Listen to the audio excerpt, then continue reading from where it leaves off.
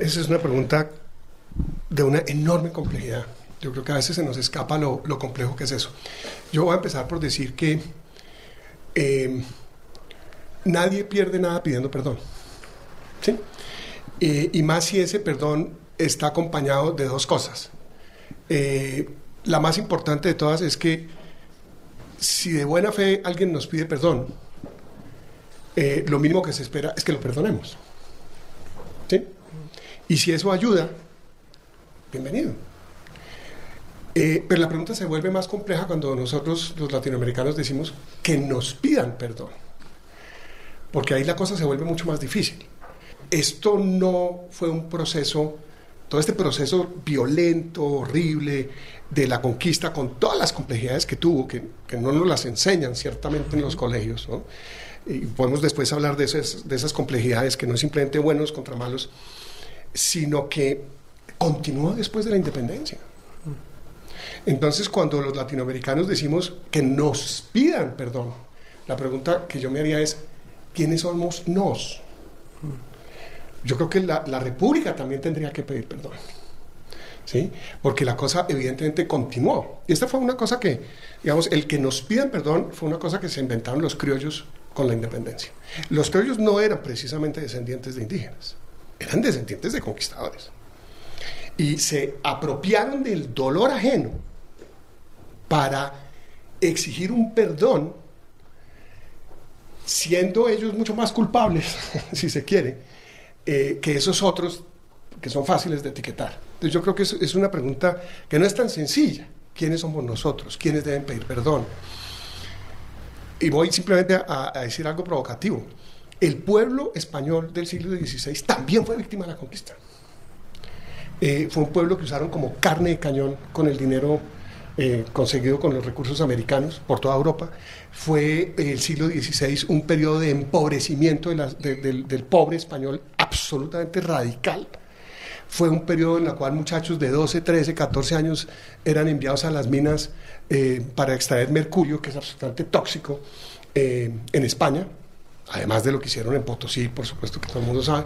Entonces se nos empieza a volver complejo el panorama. Pero ahora, por ejemplo, profesor, disculpe que lo interrumpa, es cierto, si uno se ubica en ese espacio temporal podemos encontrar esas complejidades, pero a día de hoy usted encuentra voces en España que hablan de la obra de civilización y cultura que la conquista y colonización llevó a nuestros territorios. Recientemente en el documental Hispanoamérica, por ejemplo, de López Linares, se habla de, pues, aquí había unas tribus indígenas que de un momento a otro, gracias a la labor de los españoles, abrazaron el barroco.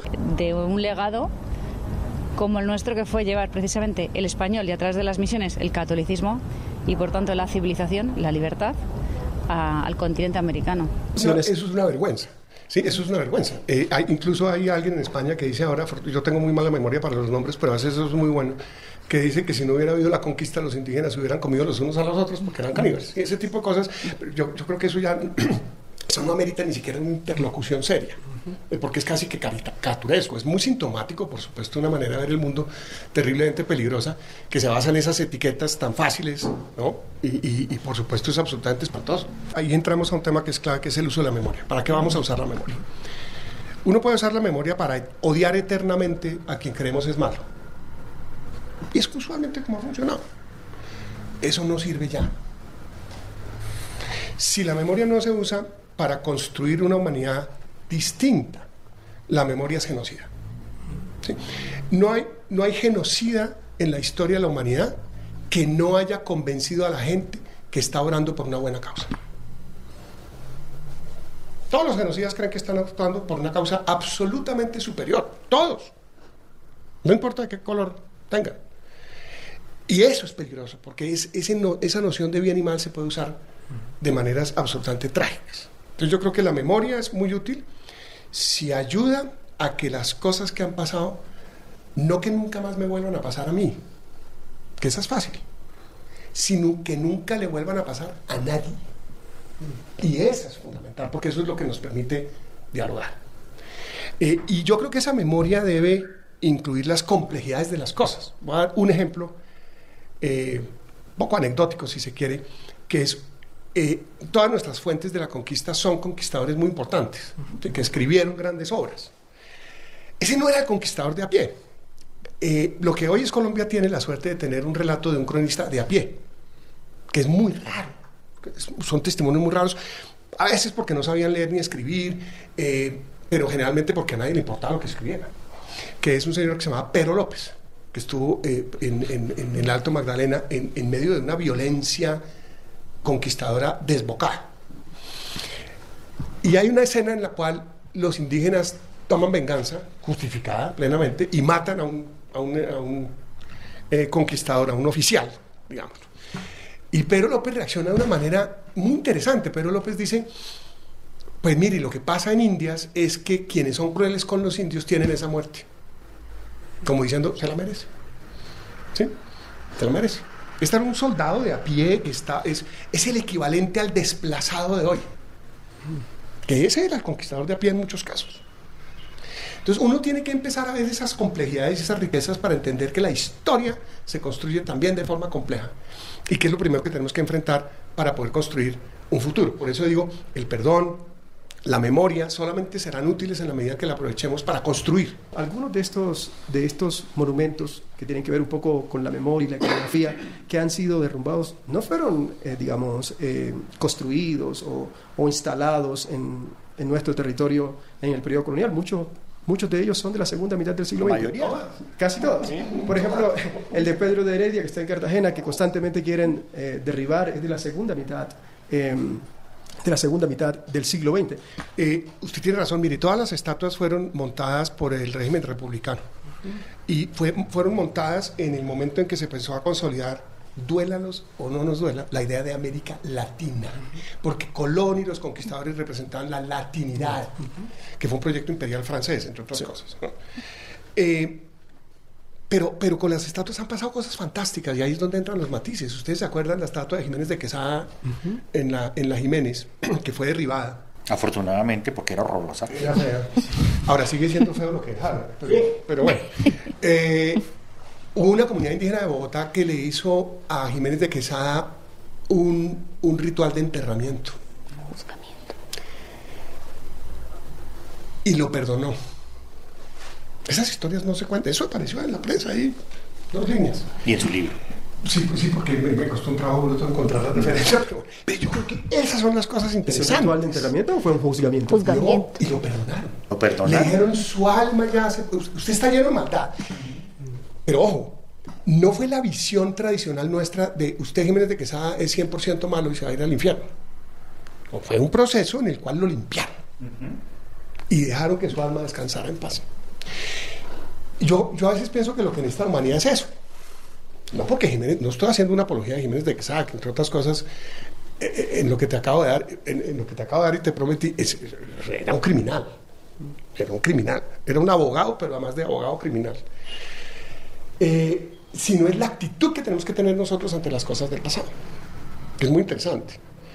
Y de nuevo, yo insisto, el perdón o pedir que nos pidan perdón, el nos, muy entre comillas, porque yo creo que la sensibilidad que puede tener la exgobernadora es completamente distinta a la de Carlos o a la mía o a la suya. Yo creo que eso solamente sirve si construye, si derrumba muros, si empezamos a entender al otro, por antipático que nos parezca al otro. Nadie va a simpatizar con la conquista. Eso fue un proceso mucho más violento de lo que la gente cree, de hecho. ¿Sí? Mucho más violento de lo que la gente cree. Pero es que incluso con eso tenemos que empezar a dialogar de forma en que no volvamos a caer en lo mismo, que es que el mundo se divide en buenos y malos. Porque es que si el mundo se divide en buenos y malos, la solución al problema es muy fácil: elimine al malo. Pero resulta que eso es lo que han tratado de hacer los grandes genocidas de la historia: eliminar a los que ellos por alguna razón definen como malos. No funciona. Tenemos que pensar distinto. Por eso cuando usted dice la verdad está en varios lugares, eso es fundamental. Eso es fundamental. Pero fundamental también es reconocer, digamos, que producto de esa conquista y esa colonización, no todos llegamos en condición de igualdad. No, por supuesto. Pero sí, yo creo que ahí es donde está la... Pero ahí el reto es mirarnos al espejo. Y el espejo no es solo lo que ocurrió hace 500 años. El gran espejo que nos debe hacer reflexionar a nosotros es lo que ocurre hoy. ¿Y en qué medida somos responsables? Y ahí a mí me gusta mucho una reflexión. Los colombianos reaccionamos con 1492. Bien o mal. Habrá quienes dicen que qué maravilla, porque le llegó la lengua más hermosa del mundo y todas esas bobadas. Pero no reaccionamos ante 1967. Y yo creo que 1967 es mucho más importante para nosotros que 1492. ¿Por qué? Porque en 1967 un grupo de colombianos invitó a unas familias indígenas a comer en los llanos orientales y los envenenó. No españoles, de colombianos. Y los envenenó. Y cuando la justicia intervino, la respuesta es: no sabíamos que eran humanos. Ese espejo es mucho más importante para nosotros que el de Sebastián de Belalcázar. Porque ese nosotros que envenenó a la familia indígena es mucho más cercano a nosotros y no podemos identificar un tercero como el gran culpable que está por allá lejos. Es mucho más doloroso. Está distante, pero es muy aleccionador. Está distante, pero alimenta mucho de esos claro, prejuicios. Digamos, claro, Nos hace pensar sobre nosotros. Sí, pero es que cuando si le echamos la culpa es la España del siglo XVI, es una reflexión sobre otro. Pero cuando nosotros pensamos en 1967, es una herencia. Nos hace reflexionar sobre nosotros. Y yo creo que eso es mucho más útil como sociedad.